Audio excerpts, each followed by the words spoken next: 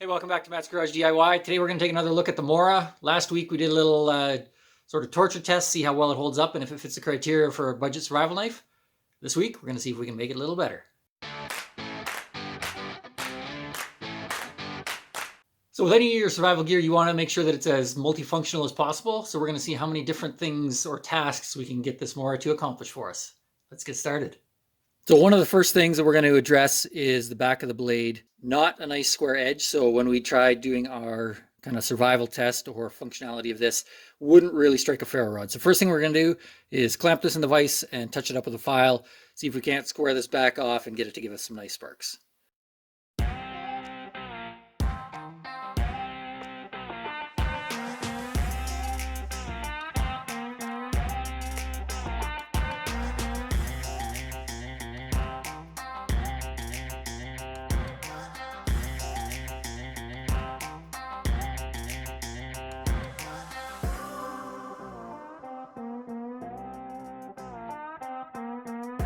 So as you can see, we've got spark now. One of the things you want to be very certain of is that while you're filing the back of the blade, you're keeping this file as flat as possible, basically creating a nice 90 edge along here and along there, the two sides, to give you the nice crisp edge to strike your ferro rod. All right, now that we got the back of the blade squared up, next up, Firesteel.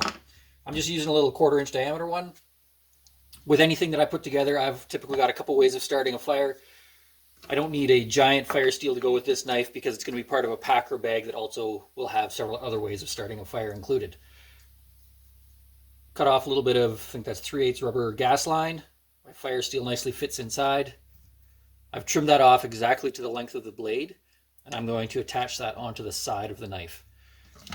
There is about an 1/8 inch bump or change in the thickness just to accommodate, obviously, the handle.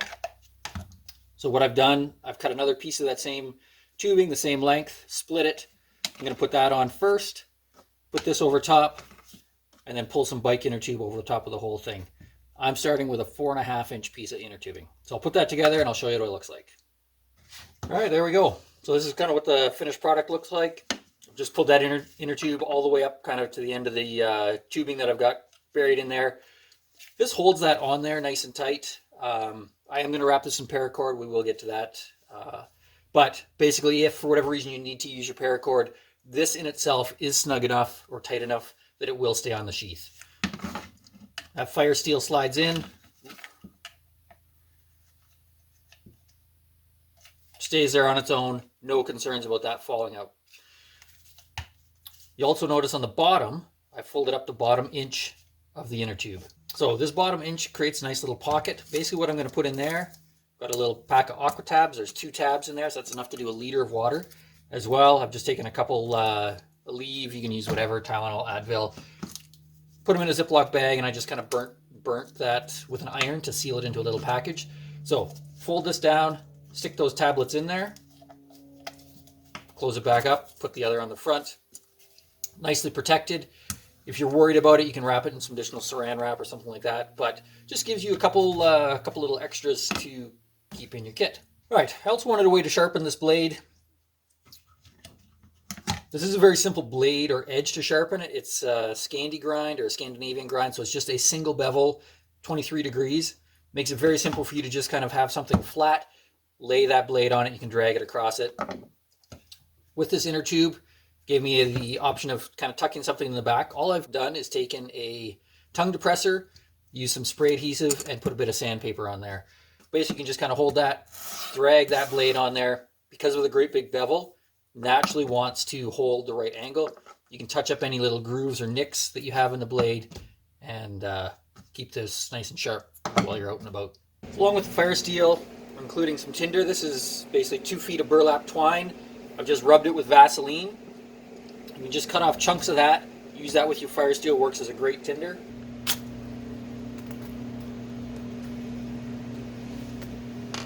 Another advantage of this burlap twine, because it has been rubbed with Vaseline, it is pretty oily. If for whatever reason your knife gets wet, you need to do a bit of sort of preventative maintenance, keep that blade protected, you can just kind of either rub it directly on the side of the blades or kind of roll back and forth in your fingers and then just run your fingers along the blade. That just provides a nice oily protection for that blade again if you are working in a wet environment. All right, last thing I'm going to do, drill a hole through this handle and put a little bit of a lanyard on there. Basically, I do this anytime that I have a fixed blade knife like this that I'm going to be using in a survival type situation. If I'm working on water, snow, long grass, I don't want to drop this knife. Not everybody's a fan of using orange for this, but I specifically use orange as this loop on the handle. I've dropped this in the dark or dusk a few times, and having that be an orange piece rather than green or black definitely makes it very easy to spot that knife. So I'm just going to run a drill bit through there, kind of burn the edges to touch it up a little bit, and run the cordage through. All right, so there's all the parts. Time to put it together.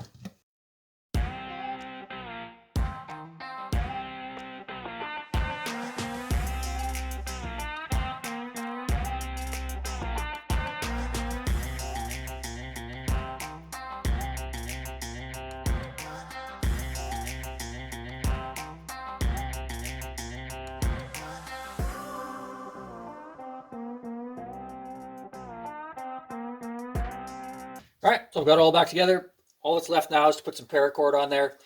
I'm going to basically whip it from the top down to just the end of the inner tube. I'm going to use what they call a West Coast whip. It's basically an overhand knot on the front and on the back. That keeps it nice and secure. Also is going to help it to follow this profile very nice. I don't have to worry about it sort of loosening off as we get down into this bottom portion. I'll spend a few minutes doing that, and I'll show you what the final product looks like. All right, there you have it. So that is the upgraded Mora Companion. I think in total we did about 9 upgrades. This knife has held up real well and definitely would be included in something that I would consider a budget piece of survival gear. All right, next up, we are going to see if we can do something with the blade. This isn't necessarily functional, but hopefully it's going to look kind of cool. I've seen people put this in vinegar or mustard. We're going to try those, see what it'll actually do. I am working with the carbon steel blade, not the stainless steel blade. So we'll see how that works. Time for some mustard.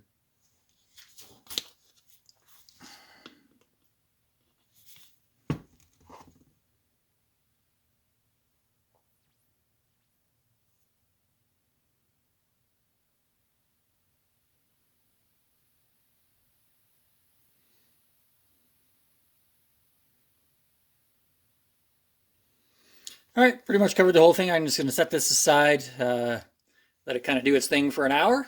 We'll come back and take a look. All right, so we've let this blade soak. I can already see kind of some blackness showing in behind, so we're going to rinse this off and see what it looks like.